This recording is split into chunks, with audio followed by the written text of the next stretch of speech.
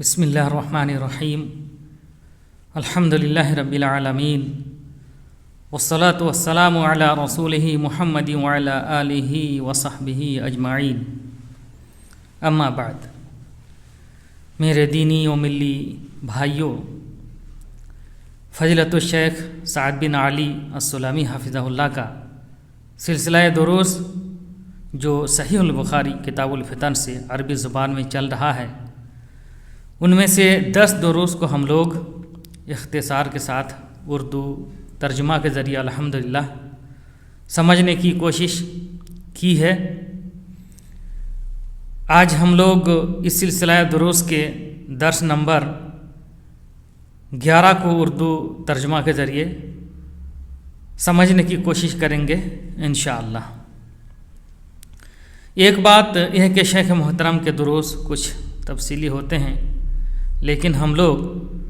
صرف نص حدیث کا ترجمہ اور مختصر شرح پر ہی اکتفا کریں گے انشاءاللہ۔ میرے بھائیوں، آج ہم لوگ کتاب الفتن کا باب نمبر 18 کو سمجھنے کی کوشش کریں گے۔ صحیح بخاری کے بعض نسخوں میں حدیث اسامہ کے بعد اس جگہ باب کا ذکر آیا ہے، لیکن اس میں ترجمۃ الباب کا ذکر نہیں ہے، بلکہ سابقہ ترجمہ کی ایک فصل کی طرح آیا ہے۔ اس طرح ابو ذر کی روایت میں آیا ہے، جس پر ابن حجر رحمۃ اللہ علیہ کی شرح ہے، اور ابن بطال کی شرح میں وہ ساقط ہے اور اس کو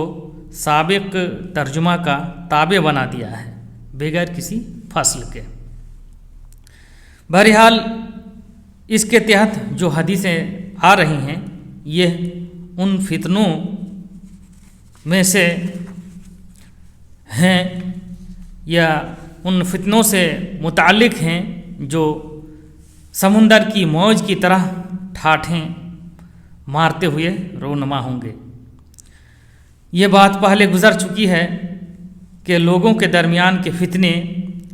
2 طرح کے ہیں۔ پہلی قسم وہ فتنے ہیں جو واضح ہیں اور معمولی ہوتے ہیں، نماز، روزے اور صدقہ وغیرہ ان کا کفارہ بن جاتے ہیں۔ دوسری قسم وہ فتنے ہیں جن کے لیے مؤلف رحمۃ اللہ علیہ نے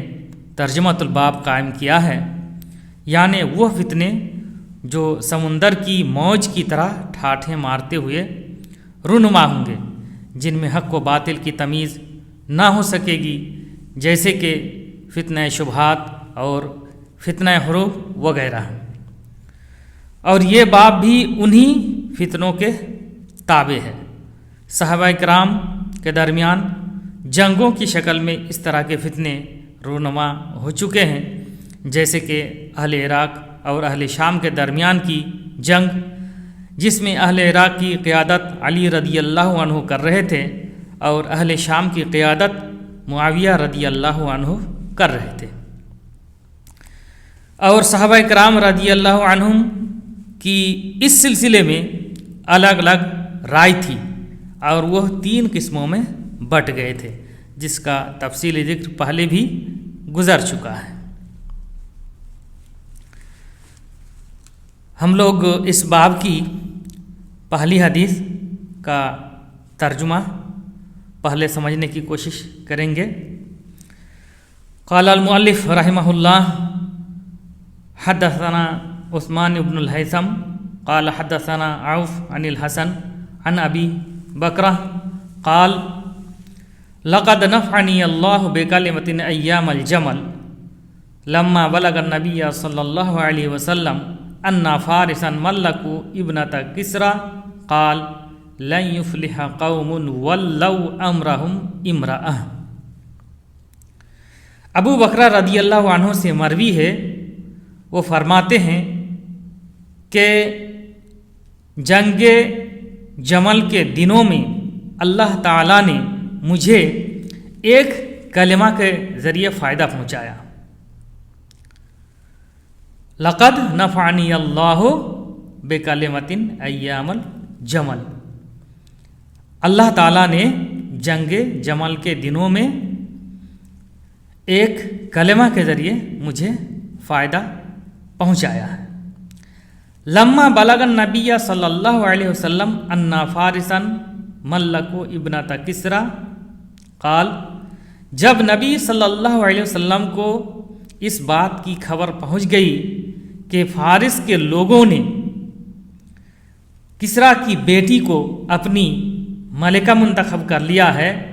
تو آپ نے فرمایا لن یفلح قوم ولوا امرهم امرأة، کہ ایسی کوئی قوم کامیاب نہیں ہو سکتی جس نے اپنی سلطنت ایک عورت کو سونپ دیا، ایک عورت کے ہاتھ میں دے دیا۔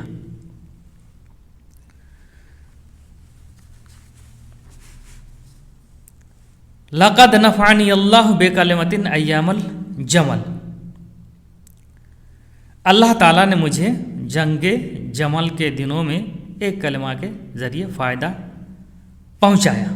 یہ ابو بکرہ رضی اللہ عنہ فرما رہے ہیں۔ جنگ جمل حضرت علی رضی اللہ عنہ اور ام المومنین عائشہ رضی اللہ عنہ کے درمیان ہوئی تھی۔ اس جنگ میں عائشہ رضی اللہ عنہ اونٹ پر سوار تھی، اس لیے جنگ کی نسبت اسی کی طرف کر دی گئی ہے۔ اس میں واقعہ یہ ہے کہ ام المومنین عائشہ رضی اللہ عنہ اور طلحہ و زبیر رضی اللہ عنہما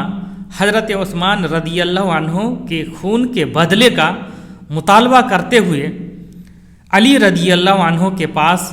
آئے تھے، چونکہ وہ لوگ جانتے تھے کہ علی رضی اللہ عنہ ہی خلیفہ ہیں، اہل حل و عقد نے ان سے ہی خلافت کی بیعت کی ہے، اور ان لوگوں کا اس طرح سے خون کے بدلے کا مطالبہ کرتے ہوئے آنا یقیناً ایک ابتلا اور آزمائش تھی۔ جب وہ لوگ اس طرح سے آئے تو ابو بکرہ رضی اللہ عنہ نے اس طرح کی بات کہی، یہ عائشہ رضی اللہ عنہ کا اونٹ تھا جس کے نیچے بڑی تعداد میں لوگوں کا قتل بھی ہوا تھا۔ لما بلغ النبی صلی اللہ علیہ وسلم ان فارسا ملکوا ابنۃ کسریٰ، جب نبی صلی اللہ علیہ وسلم کو یہ خبر پہنچی کہ فارس کے لوگوں نے کسریٰ کی بیٹی کو اپنی ملکہ منتخب کر لیا۔ دراصل جب اہل فارس کے بادشاہ کا قتل ہو گیا تو ان لوگوں نے کسریٰ کی بیٹی کو ہی اپنی ملکہ منتخب کر لیا۔ جب اس کی خبر آپ صلی اللہ علیہ وسلم کو پہنچی تو آپ نے فرمایا لن یفلح قوم ولوا امرهم امرأة، ایسی کوئی بھی قوم کامیاب نہیں ہو سکتی جس نے ایک عورت کو اپنا حاکم منتخب کر لیا۔ اس حدیث کے اندر عموم ہے، اسی لیے ابو بکرہ رضی اللہ عنہ اس حدیث سے استدلال کرتے ہوئے فرمایا کہ عائشہ رضی اللہ عنہ اپنے مشن میں کامیاب نہیں ہو سکتی کیونکہ وہ بھی ایک عورت ہے، اور وہ طلحہ و زبیر رضی اللہ عنہما کی قیادت کر رہی ہیں، حالانکہ وہ کوئی ولایت اور خلافت کا مطالبہ نہیں کر رہی تھی، بلکہ وہ تو صرف حضرت عثمان رضی اللہ عنہ کے قاتلوں سے بدلہ لینے کے لیے علی رضی اللہ عنہ کے ساتھ آپسی تفاہم کے لیے آئی تھی۔ حضرت عائشہ رضی اللہ عنہ ایک فقیہ عورت تھی، ان کے بڑے فضائل ہیں، یہ بات کسی پر مخفی نہیں ہے۔ وہ دنیا و آخرت میں آپ صلی اللہ علیہ وسلم کی زوجہ مطہرہ ہیں، باوجود اس کے انہوں نے اس معاملہ میں اپنا اجتہاد کیا اور وہ اپنی اجتہاد میں خطا کر گئی۔ یہی وہ حدیث ہے جس کے ذریعے اہل علم نے عورت کی ولایت عامہ کے عدم جواز پر استدلال کیا ہے۔ ولایت کی دو قسمیں ہیں، ایک ولایت عامہ اور دوسری ولایت خاصہ۔ ولایت خاصہ یہ عورت کے لیے جائز ہے۔ مثلا کسی عورت کے شوہر کا انتقال ہو گیا تو وہ اپنے بال بچوں کی پرورش و پرداخت اور تعلیم و تربیت کی ذمہ داری وغیرہ لے سکتی ہے۔ ولایت عامہ یہ عورت کے لیے جائز نہیں ہے۔ مثلا خلیفہ، حاکم، قاضی اور امیر وغیرہ بننا، ان جیسی ذمہ داری کے لیے اسلام میں عورت کو قطعاً تیار نہیں کیا گیا ہے۔ اسلام کے اندر عورت کو حیا اور پردہ کا حکم دیا گیا ہے۔ مردوں کے ساتھ اختلاط سے روکا گیا ہے۔ اگر وہ والی اور حاکم بنتی ہے تو لازمی طور پر اسے اپنی رعایا کی حالت کا جائزہ لینا پڑے گا۔ اگر وہ رعایا آپس میں لڑتی جھگڑتی ہے، اس کے تصفیہ اور صلح کے لیے لازمی طور پر ان کے سامنے آنا پڑے گا، چونکہ ولایت عامہ کا تقاضا ہی ہے کہ لوگوں کے ساتھ میل جول ہو، مردوں کے ساتھ اٹھنا بیٹھنا ہو، ایک جگہ سے دوسری جگہ کثرت کے ساتھ تنقل اور سفر ہو۔ اس کے علاوہ نماز پڑھانا، جمعہ، عیدین اور حج میں خطبہ وغیرہ بھی ولایت عامہ کی ذمہ داری میں داخل ہے۔ تو ایک عورت ایسی ذمہ داری کیسے نبھا سکتی ہے؟ اس باب کی اگلی حدیث ہے، قال المؤلف رحمہ اللہ حدثنا عبداللہ بن محمد قال حدثنا یحیی بن آدم قال حدثنا ابو بکر بن عیاش قال حدثنا ابو حسین قال حدثنا ابو مریم عبداللہ بن زیاد الاسدی قال لما سار طلحہ والزبیر وعائشہ الى البصرہ بعث علی عمار بن یاسر وحسن بن علی فقدم علینا الکوفہ فصعد المنبر فكان الحسن بن علي فوق المنبر في أعلاه وقام عمار أسفل من الحسن فاجتمعنا إليه فسمعت عمارا يقول إن عائشة قد سارت إلى البصرة والله إنها لزوجة نبيكم صلى الله عليه وسلم في الدنيا والآخرة ولكن الله تبارك وتعالى ابتلاكم ليعلم إياه تطيعون أم هي۔ ابو مریم عبداللہ بن زیاد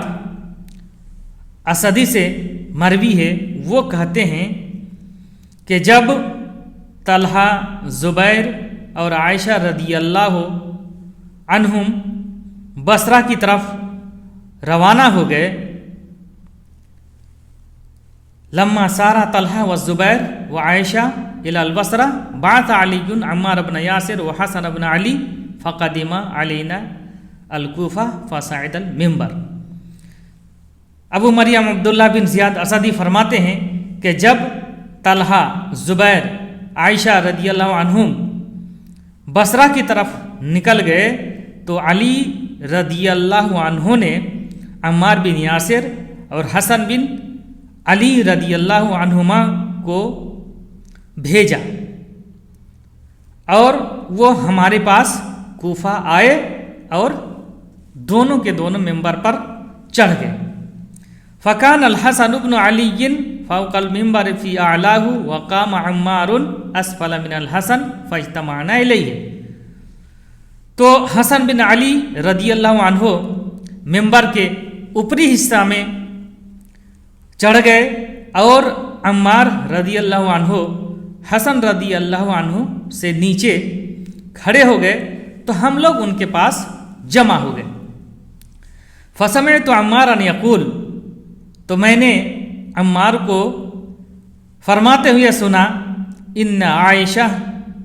قد سارت الی البصرہ، بے شک عائشہ رضی اللہ عنہا بصرہ کی طرف نکل چکی ہیں، واللہ انہا لزوجۃ نبیکم صلی اللہ علیہ وسلم فی الدنیا والآخرہ، اللہ کی قسم دنیا و آخرت میں وہ تمہارے نبی صلی اللہ علیہ وسلم کی زوجہ مطہرہ ہے، ولیکن اللہ تبارک و تعالی ابتلاکم لیعلم ایاہ تطیعون ام ہی، لیکن اللہ تبارک و تعالی نے تم لوگوں کو آزمایا تاکہ وہ جان لے کہ تم لوگ اس کی اطاعت کرتے ہو یا ان کی اطاعت کرتے ہو۔ یہ اثر بھی ام المومنین حضرت عائشہ رضی اللہ عنہا اور علی رضی اللہ عنہ نے جو عمار بن یاسر کو بصرہ بھیجا تھا اپنے بیت بصرہ بھیجا تھا اپنے بیت لینے کے لیے، اسی سلسلے میں ہے۔ لما سارا طلحہ و زبیر و عائشہ الی البصرہ، یعنی یہ لوگ عثمان رضی اللہ عنہ کے خون کے بدلے کا مطالبہ پر علی رضی اللہ عنہ کے ساتھ آپسی تفاہم کے لیے گئے تھے، یعنی طلحہ، زبیر اور عائشہ رضی اللہ عنہم، یہ سارے کے سارے لوگ بصرہ کی طرف اسی مقصد سے گئے تھے۔ بعث علی عمار بن یاسر و حسن بن علی، تو علی رضی اللہ عنہ نے عمار بن یاسر اور حسن بن علی رضی اللہ عنہ کو بھیجا، یعنی ان دونوں کو علی رضی اللہ عنہ نے کوفہ کی طرف بھیجا۔ فقدم علینا الکوفہ، تو یہ دونوں ہمارے پاس کوفہ آئے، یعنی عمار اور حسن بن علی دونوں کوفہ کی طرف آئے۔ یہ کون کہہ رہے ہیں؟ یہ مریم بن عبداللہ بن زیاد الاسدی خود کہہ رہے ہیں۔ آگے فرما رہے ہیں فصعد المنبر، وہ دونوں ممبر پر چڑھ گئے، یعنی عمار اور حسن بن علی دونوں ممبر پر چڑھے اور لوگ ان کے نیچے اکٹھے ہو گئے۔ فکان الحسن بن علی فوق المنبر فی اعلاہ وقام عمار اسفل من الحسن فاجتمعنا الیہ فسمعت عمارا یقول، تو حسن بن علی رضی اللہ عنہ ممبر کے اوپری حصے میں ہو گئے اور عمار رضی اللہ عنہ حسن سے نیچے کھڑے ہوئے، چنانچہ ہم لوگ ان کے پاس جمع ہو گئے تو میں نے عمار رضی اللہ عنہ کو یہ فرماتے ہوئے سنا، یعنی عمار بن یاسر کوفہ کے لوگوں سے یہ کہہ رہے تھے، کیا کہہ رہے تھے؟ ان عائشہ قد سارت الی البصرہ، بے شک عائشہ رضی اللہ عنہا بصرہ کی طرف نکل چکی ہیں، یعنی عائشہ رضی اللہ عنہما بصرہ کی طرف گئیں اور ان کے ساتھ طلحہ اور زبیر رضی اللہ عنہ بھی ہیں، تاکہ عثمان رضی اللہ عنہ کے قاتلوں کی گرفت کرنے میں علی رضی اللہ عنہ کے ساتھ آپسی تفاہم سے کام لیں۔ یہ واضح ہے کہ عائشہ رضی اللہ عنہ کا مقصد ولایت حاصل کرنا، خلافت حاصل کرنا قطعاً نہیں تھا، یہ صرف ان کا ایک اجتہادی قدم تھا اور وہ اس میں خطا کر گئیں۔ ان کے لیے ممکن تھا کہ وہ علی رضی اللہ عنہ جو خلیفہ تھے ان کے ساتھ خط و کتابت کے ذریعے کام لیتی، یا علی رضی اللہ عنہ جو بھی کارروائی کرتے اسی پر اکتفا کرتی، کیونکہ علی رضی اللہ عنہ خود ہی ذکاوت اور دینداری میں مشہور تھے اور ان کو جنتی ہونے کی شہادت بھی ملی ہوئی تھی۔ واللہ انہا لزوجۃ نبیکم صلی اللہ علیہ وسلم فی الدنیا والآخرہ ولکن اللہ تبارک و تعالی ابتلاکم لیعلم ایاہ تطیعون ام ہی، اللہ کی قسم دنیا و آخرت میں وہ نبی تمہارے نبی صلی اللہ علیہ وسلم کی زوجہ مطہرہ ہیں،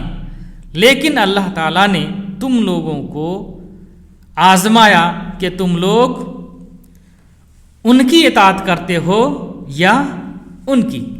یعنی عمار بن یاسر فرماتے ہیں کہ بے شک عائشہ رضی اللہ عنہا دنیا و آخرت میں نبی صلی اللہ علیہ وسلم کی زوجہ مطہرہ ہیں، وہ ام المؤمنین ہیں، ان کے علاوہ ان کے بہت سارے فضائل بھی ہیں، لیکن بہرحال انہوں نے اجتہاد کیا اور وہ معصوم نہیں تھی، کیونکہ انبیاء کو چھوڑ کر کوئی بھی معصوم نہیں ہے، اور جو بھی اجتہاد کی اہلیت رکھتا ہے اور اجتہاد کرتا ہے تو اجتہاد میں خطا کرنے پر بھی اس کے اجتہاد پر اللہ تعالیٰ ایک اجر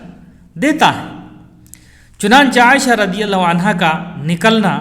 اور ان کے ساتھ طلحہ و زبیر رضی اللہ عنہما کا نکلنا، جو کہ عشرہ مبشرہ میں سے ہیں، اللہ تعالیٰ کی طرف سے ایک آزمائش تھی تاکہ وہ جان لے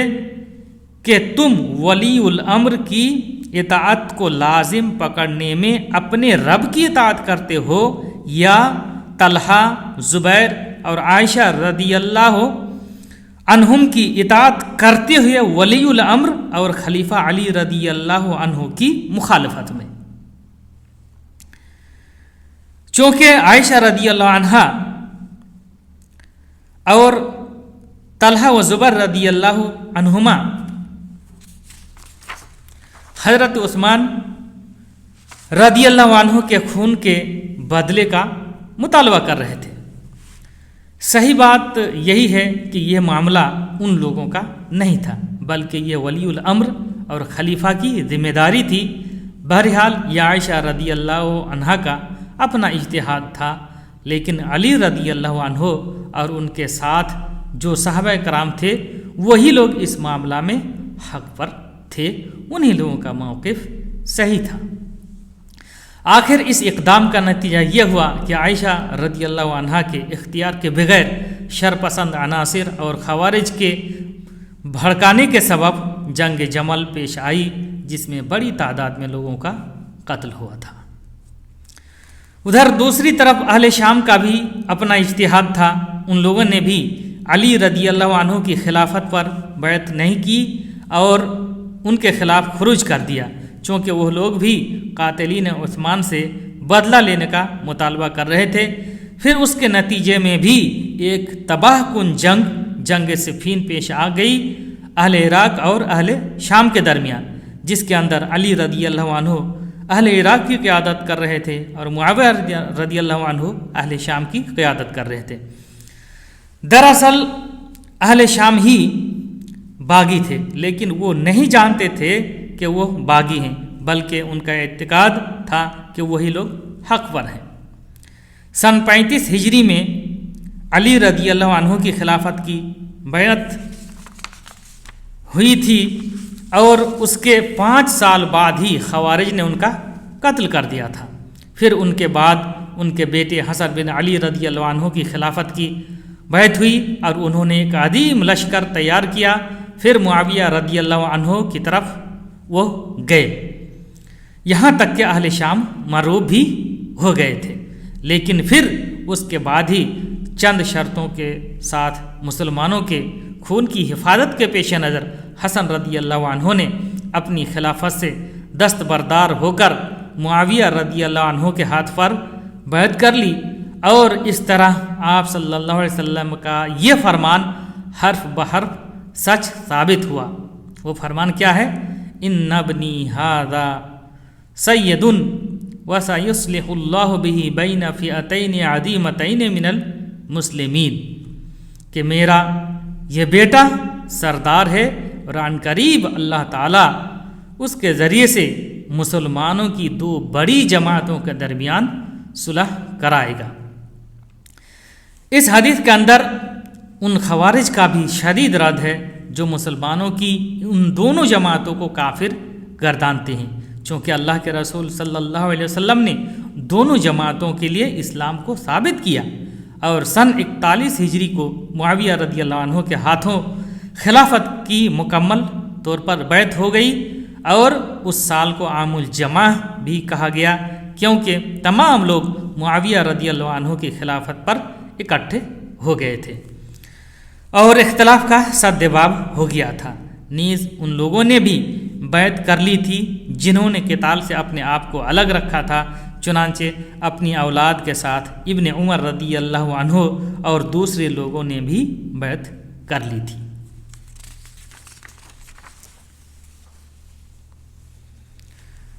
اس باب کی اگلی حدیث ہے، قال المؤلف رحمہ اللہ حدثنا ابو نعیم قال حدثنا ابن ابی غنیہ عن الحکم عن ابی وائل قال عمار على منبر الكوفہ فذكر عائشہ وذكر مسیرها وقال انها زوجة نبیکم صلی اللہ علیہ وسلم فی الدنیا والآخرہ ولکنها مما ابتلیتم۔ ابو وائل سے مروی ہیں، فرماتے ہیں کہ عمار بن یاسر रदी अल्लाह अन्हो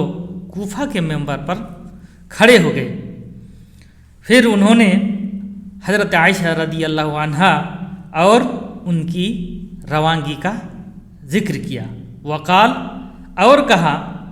इन्नहा ज़ौजतु नबीकुम सल्लल्लाहु अलैहि वसल्लम फ़िद दुनिया वल आखिरा, कि बेशक दुनिया व आखिरत में वह तुम्हारे नबी सल्लल्लाहु अलैहि वसल्लम की ज़ौजा मुतहरा है। वलाकिन्नहा मिम्मा तुम, लेकिन तुम लोगों को उनके बारे में आजमाया गया है। इब्न हुबैरा इस हदीस के तहत फरमाते हैं कि अम्मार बिन यासिर रदी अल्लाह अन्हु सच्चे लहजे में बातें करते थे और इख्तिलाफ के बावजूद मुखालिफ नज़रिया रखने वाले की तनकीस नहीं करते थे। यही वजह है कि शदीद इख्तिलाफ के बावजूद उन्होंने हज़रत आयशा रदी अल्लाह अन्हा की मुकम्मल फ़जीलत की गवाही दी और उनकी मुकम्मल फ़जीलत को बयान किया। अगली हदीस है इस बाब की। क़ाल अल-मुअल्लिफ़ रहिमहुल्लाह हद्दसना बदल इब्न अल-मुहब्बर क़ाल हद्दसना शुअबा क़ाल अख़बरनी अम्रुन समिअतु अबा वाइल यक़ूल दख़ल अबू मूसा व अबू मसऊद अला अम्मारिन हैथु बअसहु अलीयुन इला अहलिल कूफा यस्तनफ़िरुहुम फ़क़ाला मा रअयनाक अतैत अम्रन अक्रह इंदना मिन इसराइक फ़ी हादल अम्र मुंदु अस्लमत। फ़क़ाल अम्मार मा रअयतु मिनकुमा मुंदु अस्लमतुमा अम्रन अक्रह इंदी मिन इब्ताइकुमा अन हादल अम्र व कसाहुमा हुल्ला सुम्मा राहु इलल मस्जिद। अबू वाइल फरमाते हैं कि अबू मूसा, अबू मसूद, ये दोनों अम्मार बिन यासिर के पास गए जब है तो बासहु अलीयुन इला अहलिल कूफा यस्तनफिरहुम, जहाँ उनको यानी किनको, अम्मार बिन यासिर रदी अल्लाह ताला अन्हु को, अबू मूसा और अबू मसूद अम्मार बिन यासिर के पास गए जब उन्हें अली रदी अल्लाह अन्हु ने अहले कूफा के पास इसलिए भेजा था कि वह लोगों को लड़ने के लिए तैयार करें। फ़क़ाला, उन दोनों ने जाकर के क्या कहा, मा रअयनाक अतैत अम्रन अक्रह इंदना मिन इसराइक फ़ी हादल अम्र मुंदु अस्लमत, कि ऐ अम्मार, जब से तुम इस्लाम लाए हो हमने तुमको कोई ऐसा काम करते नहीं देखा जो हमारे नज़दीक ज़्यादा नापसंद हो तुम्हारे इस मामला में जल्दी करने से। फ़क़ाल अम्मार, तो अम्मार ने भी क्या जवाब दिया, मा रअयतु मिनकुमा मुंदु अस्लमतुमा अम्रन अक्रह इंदी मिन इब्ताइकुमा अन हादल अम्र, कि मैंने यानी तुम दोनों जब से इस्लाम ले आए हो मैंने तुम दोनों की तरफ से कोई ऐसा काम नहीं देखा जो मेरे नज़दीक ज़्यादा नापसंद है तुम दोनों के इस मामला में ताख़ीर करने से। इस तरह जवाब अम्मार बिन यासिर ने भी दिया। वकसाहुमा हुल्लतन सुम्मा राहु इलल मस्जिद, और अबू मसऊद ने उन दोनों को यानी अबू मूसा और अम्मार बिन यासिर को कपड़े का एक एक जोड़े पहनाया। सुम्मा राहु इलल मस्जिद, फिर वो सारे लोग मिलकर के मस्जिद की तरफ चले गए। दखल अबू मूसा व अबू मसूद अला अम्मार, अबू मूसा अबू मसूद ये दोनों अम्मार रदी अल्लाह अन्हु के पास गए। ये तीनों के तीनों सहाबी रसूल हैं, लेकिन क़िताल में हिस्सा लेने के सिलसिले में उन लोगों का इज्तिहाद अलग अलग था, उन लोगों की राय अलग अलग थी। है तो बातहु अलीयुन इला अहलिल कूफा यस्तनफिरुहुम, जब अली रदी अल्लाह ताला अन्हु ने उनको यानी अम्मार बिन यासिर को भेजा, कहाँ? कूफा वालों की तरफ, ताकि उन लोगों को लड़ने के लिए तैयार करें। यानी अली रदी अल्लाह अन्हु ने अम्मार को कूफा वालों के पास इसलिए भेजा था ताकि वो उन लोगों को अली रदी अल्लाह अन्हु की इताअत पर उभारे और उन लोगों को बसरा की तरफ निकलने के लिए कहें। फ़क़ाला, उन दोनों ने कहा, यानी अबू मूसा और अबू मसूद ने, इन दोनों ने मिलकर अम्मार रदी अल्लाह अन्हु से कहा। क्या कहा? आगे ये है, मा रअयनाका अतैता अमरन अकरह इंदना मिन इसराइका फी हादल अम्र मुंदो अस्लम, हम लोगों ने तुमको नहीं देखा जब से तुम इस्लाम ले आए हो कोई ऐसा काम करते हुए जो हमारे नज़दीक ज़्यादा नापसंद हो तुम्हारे इस मामला में जल्दी करने से। ये दोनों अम्मार से कह रहे हैं कि तुम्हारे इस्लाम लाने के बाद जो चीज़ तुम्हारी हम नापसंद करते हैं और हमारे नज़दीक जो सबसे ज़्यादा मायूब है वह यह कि तुम इस क़िताल में दाखिल हो रहे हो और क़िताल कर रहे हो और क़िताल करने में तुम जल्दी कर रहे हो। फ़क़ाल अम्मार, तो अम्मार ने भी जवाब में क्या कहा? वो ये है, मा रअयतु मिनकुमा मुंदु अस्लमतुमा अमरन अकरह इंदी मिन इब्ताइकुमा अन हादल अम्र, कि तुम दोनों जब से इस्लाम लाए हो मैंने भी तुम लोगों की तरफ से कोई ऐसा काम नहीं देखा जो मेरे नज़दीक ज़्यादा नापसंद हो तुम दोनों के इस मामला में ताख़ीर करने से, देरी करने से। शेख इब्न बाज़ रहमतुल्लाह अलैह ने फरमाया,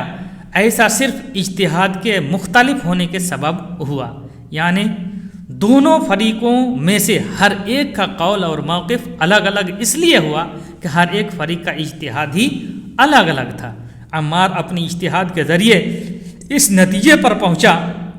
कि फौरी तौर पर अली रदी अल्लाह अन्हु की मदद करना ज़रूरी है, उनकी जो है फौरी मदद होनी चाहिए। जबकि अबू मूसा और अबू मसूद अपने इज्तिहाद के ज़रिए इस नतीजे पर पहुँचे कि बेहतर यही है कि इस तरह के मामलात में जल्दी ना की जाए, गौर व फिक्र किया जाए और क़िताल से दूर रहा जाए। यही वजह है कि हर एक फरीक ने एक दूसरे की सरजनिश की। वकसाहु माहुल्लतन सुम्मा राहु इलल मस्जिद, उन्होंने उन दोनों को कपड़े का एक एक जोड़ा पहनाया और फिर ये लोग मिलकर के मस्जिद की तरफ चले गए। यानी अबू मसूद ने अम्मार और अबू मूसा को कपड़े का जोड़ा पहनाया, चूँकि अबू मसूद खुशहाल थे, जैसा कि बाद वाली रिवायत में इसकी सराहत भी मौजूद है। सुम्मा राहु इलल मस्जिद, फिर वो लोग मस्जिद की तरफ चले गए। गोया अबू मसूद ने अम्मार का कपड़ा थोड़ा सा गैर मुनासिब देखा था, हालांकि वो खतीब भी थे, इसीलिए उसने अम्मार और अबू मूसा दोनों को कपड़े का जोड़ा पहना दिया, नए कपड़े का जोड़ा पहना दिया। इन तमाम बातों का तकादा ये है कि अगर अहले इल्म और तलबा एक ही मनहज और एक ही सुन्नत पर कायम हों और साथ साथ कुछ उमूर में, कुछ चीज़ों में इख्तिलाफ भी हो जाए, तो उन तमाम लोगों को चाहिए कि वो उस इख्तिलाफ को अपनी हद ही में रहने दें, इख्तिलाफ को मज़ीद शिद्दत और कत्ल क़िताल की नौबत तक न पहुँचने दें। ऐसा होना चाहिए। खुसूसी तौर पर इज्तिहादी मसला में तो और ही मुहतात रहना चाहिए, क्योंकि हक़ किसी के साथ भी हो सकता है, اس لیے کسی بھی طرح یہ مناسب نہیں ہے کہ اس اختلاف کو قلبی بغض و حسد کا سبب بنا لیا جائے۔ صحابہ کرام نے تو اختلاف کے باوجود اخوت و محبت کو قائم رکھنے کی عجیب و غریب مثال ہمارے لیے پیش کر دی ہے۔ ابو مسعود نے یہ نہیں سوچا کہ عمار ہم سے اس مسئلہ میں اختلاف رکھتا ہے اس لیے میں اسے کپڑا نہیں پہناؤں گا یا ان کا اکرام نہیں کروں گا، اور عمار نے بھی نہیں کہا کہ میں تمہارا جوڑا قبول نہیں کروں گا۔ اللہ تعالی ہم سب کے دلوں کی اصلاح فرمائے۔ اس باب کی اگلی حدیث ہے، قال المؤلف رحمہ اللہ حدثنا عبدان عن ابی حمزہ عن الاعمش عن شقیق بن سلمہ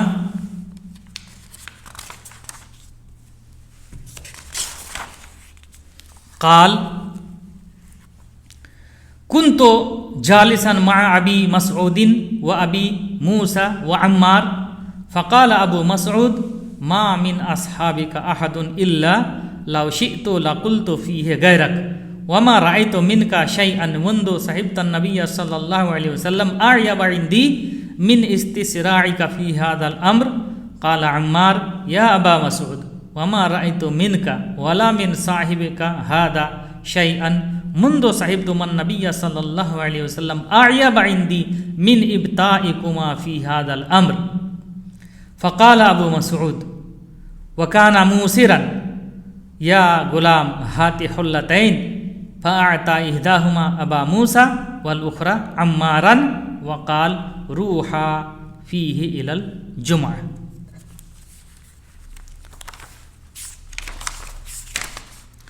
شقیق بن سلمہ سے مروی ہے، وہ کہتے ہیں میں ابو مسعود، ابو موسیٰ اور عمار بن یاسر رضی اللہ عنہم کے پاس بیٹھا ہوا تھا، ان کے ساتھ بیٹھا ہوا تھا۔ فقال ابو مسعود، تو ابو مسعود نے کہا ما من اصحابک احد الا لو شئت لقلت فیہ غیرک، کہ ابو مسعود نے کیا کہا، تمہارے سوا یعنی تم کو چھوڑ کر تمہارے جتنے بھی ساتھی ہیں ان میں سے کسی کے بارے میں بھی میں کچھ بول سکتا ہوں اور کچھ عیب نکال سکتا ہوں۔ وما رأيت منك شيئا منذ صحبت النبي صلی اللہ علیہ وسلم أعيب عندي من استسراعك في هذا الأمر، اور میں نے اور جب سے تم نے، یہ ابو مسعود کہہ رہے ہیں عمار سے، کہ جب سے تم نے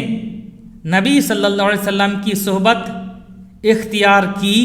میں نے تمہاری طرف سے کوئی ایسی چیز نہیں دیکھی جو میرے نزدیک زیادہ معیوب ہو تمہارے اس معاملہ میں جلدی کرنے سے۔ اب اس کے جواب میں عمار بن یاسر نے بھی کیا کہا وہ بھی ہم لوگ سنیں۔ قال عمار، تو عمار بن یاسر نے کہا یا ابا مسعود وما رأيت منك ولا من صاحبك هذا شيئا منذ صحبتم النبي صلی اللہ علیہ وسلم أعيب عندي من ابتائكما في هذا الأمر۔ تو عمار نے کہا اے ابو مسعود، جب سے تم دونوں نے نبی صلی اللہ علیہ وسلم کی صحبت اختیار کی میں نے تم دونوں سے کوئی ایسی چیز نہیں دیکھی، میں نے تم دونوں کی طرف سے کوئی ایسی چیز نہیں دیکھی جو میرے نزدیک زیادہ معیوب ہو تم دونوں کے اس معاملہ میں تاخیر کرنے سے۔ فقال ابو مسعود، تو ابو مسعود نے کہا وکانا موسرا، اور وہ خوشحال بھی تھے، کیا کہا یا غلام ہات حلتین، اے غلام دو نئے کپڑے کے جوڑے لے آؤ۔ فَأَعْطَى إِحْدَاهُمَا أَبَا مُوسَى وَالْأُخْرَى عَمَّارًا وَقَالَ رُوحَا فِيهِ إِلَى الْجُمْعَةِ، تو ان میں سے ایک جوڑا ابو موسیٰ کو دیا اور دوسرا جوڑا عمار بن یاسر کو، اور کہا کہ تم دونوں ان کو پہن کر جمعہ کے لیے چلے جاؤ۔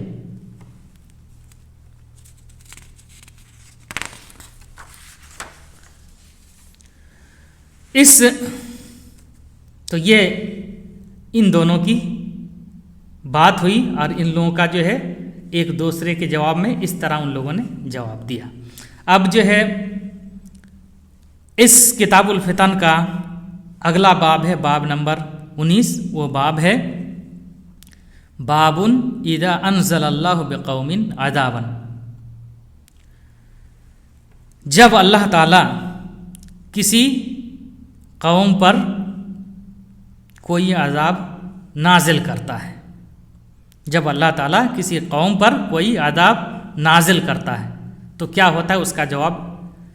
ترجمۃ الباب کے اندر موجود نہیں ہے۔ مصنف رحمۃ اللہ علیہ نے اس کا جواب ذکر نہیں کیا،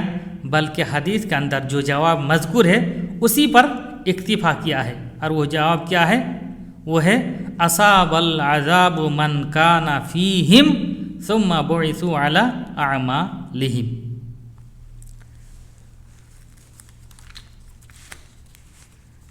اس باب کی حدیث وہی ہے۔ قال المؤلف رحمہ اللہ حدثنا عبداللہ بن عثمان قال اخبرنا عبداللہ قال اخبرنا یونس عن الزہری اخبرنی حمزۃ بن عبد اللہ بن عمر انہ سمع ابن عمر رضی اللہ عنہما یقول قال رسول اللہ صلی اللہ علیہ وسلم اذا انزل اللہ بقوم عذابا اصاب العذاب من کان فیہم ثم بعثوا علی اعمالہم۔ ابن عمر رضی اللہ عنہما سے مروی ہے، وہ فرماتے ہیں کہ اللہ کے رسول صلی اللہ علیہ وسلم نے فرمایا، جب اللہ تعالیٰ کسی قوم پر کوئی عذاب نازل کرتا ہے تو اس عذاب کی زد میں وہ تمام لوگ آ جاتے ہیں جو اس قوم میں موجود ہوتے ہیں۔ ثم بعثوا علی اعمالہم، پھر اللہ تبارک تعالیٰ ان کو ان کے اعمال کے حساب سے اٹھائے گا، یعنی اس قوم میں موجود تمام لوگ اس عذاب کے زد میں آ جاتے ہیں، یہاں تک کہ ایسے لوگ بھی جو گناہوں میں ان کے ساتھ شریک نہیں ہوئے، نیک و بد سارے لوگ اس عذاب کے شکار ہو جاتے ہیں، لیکن قیامت کے دن ان کے اعمال کے حساب سے ان کو اللہ تعالیٰ اٹھائے گا۔ جہاں تک برے لوگوں کی بات ہے تو یہ عذاب ان کو گناہوں کی سزا کے طور پر لاحق ہوتا ہے، اور جہاں تک نیک لوگوں کی بات ہے تو اس عذاب سے ان کا گناہ معاف ہوتا ہے اور آخرت میں ان کا درجہ بلند ہوتا ہے۔ اسی طرح سنن اربعہ کے اندر اللہ کے رسول صلی اللہ علیہ وسلم کی حدیث ہے، ان الناس اذا رأوا الظلم فلم يأخذوا على يديه اوشك ان يعمهم الله بعقاب، یعنی جب لوگ ظالم کو ظلم کرتے دیکھ کر بھی اس کے ہاتھ نہیں روکیں گے تو قریب ہے کہ سارے لوگ عذاب کی زد میں آ جائیں۔ بہرحال راجح بات یہی لگتی ہے واللہ اعلم کہ منکرین معصیت جب معصیت کے ارتکاب کرنے والوں سے دوری بنائے رکھیں گے تو وہ لوگ محفوظ رہیں گے، جیسا کہ اصحاب السبت کے قصے میں ہے، کیونکہ ان لوگوں نے ان سے دوری بنا لی تھی۔ انکار کی شرط میں یہ بھی داخل ہے کہ اگر منکر کام، غلط کام زائل اور ختم نہ ہو تو منکر اور اصحاب المنکر سے دوری بنا لی جائے گی، ان کے ساتھ اٹھنے بیٹھنے سے بچا جائے گا۔ نبی کریم صلی اللہ علیہ وسلم نے ایک صحیح حدیث کے اندر فرمایا، ان اول ما دخل النقص على بنی اسرائیل ان الرجل کان یلقى الرجل على المنکر فیقول یا هذا اتق اللہ ودع ما كنت تفعل ثم یلقاه من الغد فلا يمنعه ذلك ان يكون اکیلہ وشریبہ وقعیدہ فلما رأى الله ذلك منهم ضرب الله قلوب بعضهم ببعض ثم لعنهم علی لسان انبیائہم، کہ حدیث کا ترجمہ ہے کہ سب سے پہلے جو نقص اور خرابی بنی اسرائیل کے اندر آئی وہ یہ تھی کہ ایک آدمی دوسرے آدمی کو منکر کرتے ہوئے دیکھتا، فیقول، تو وہ کہتا، اے شخص اتق اللہ، تو اللہ سے ڈر، ودع ما کنت تفعل، اور جو تم گناہ کا کام کر رہے ہو اس کو چھوڑ دو، ثم یلقاہ من الغد فلا یمنعہ ذلک ان یکون اکیلہ وشریبہ وقعیدہ، پھر جب دوسرے دن اس سے اس کی ملاقات ہوتی تو وہ شخص اس کے ساتھ کیا کرتا؟ کھاتا، اس کے ساتھ پیتا اور اس کے ساتھ اٹھنا بیٹھنا کرتا، یعنی اس سے دوری اختیار نہیں کرتا اور اس سے الگ نہیں ہوتا اور اس کو نہیں روکتا۔ فلما رأى اللہ ذلک منہم، جب اللہ تعالیٰ نے ان لوگوں کے اندر ایسی چیز دیکھی، ضرب اللہ قلوب بعضهم ببعض، تو اللہ تعالیٰ نے ان میں سے بعض لوگوں کے دلوں کو بعض کے ذریعے سے مار دیا، ثم لعنهم علی لسان انبیائہم، پھر اللہ تعالیٰ نے ان کے انبیاء کے ذریعے سے ان پر لعنت بھیجی۔ اگر انکار منکر کے باوجود منکر کام، غلط کام زائل نہیں ہوتا ہے، پھر بھی انکار کا سلسلہ اور وعد و نصیحت کا سلسلہ جاری رکھنا پڑے گا، چونکہ انکار منکر کی شرط یہ نہیں ہے کہ وہ زائل ہو ہی جائے، کوئی ضرور نہیں ہے کہ وہ زائل ہو جائے اور ختم ہو جائے اور اس میں کامیابی مل ہی جائے، بلکہ اصل یہ ہے کہ انکار مسلسل جاری رہے تاکہ لوگوں میں اس کی تشہیر ہو جائے اور کہ حقیقت میں وہ کام منکر ہے، وہ کام غلط ہے، اور جس کو بھی اللہ تعالیٰ توفیق دے وہ اس منکر کام سے، اس غلط کام سے بچ جائے۔ یہ ہونا چاہیے۔ اللہ رب العزت سے دعا ہے کہ اللہ رب العزت ہم تمام لوگوں کو ہر طرح کی برائی سے بچائے۔ اللہ تبارک تعالیٰ ہر طرح کے فتنوں سے اللہ رب العزت ہم لوگوں کو محفوظ رکھے۔ اللہ رب العزت جب تک ہم لوگوں کو زندہ رکھے، صحیح ایمان، صحیح عقیدے اور صحیح عمل کی توفیق بخشے، اور اللہ رب العزت جب بھی ہم لوگوں کا خاتمہ فرمائے تو ہمارا خاتمہ اسلام پر فرمائے اور ہماری زبان کا آخری کلمہ کلمہ توحید لا الہ الا اللہ ہو۔ وصلی اللہ علی نبینا محمد وعلی آلہ وصحبہ اجمعین، وجزاکم اللہ خیرا۔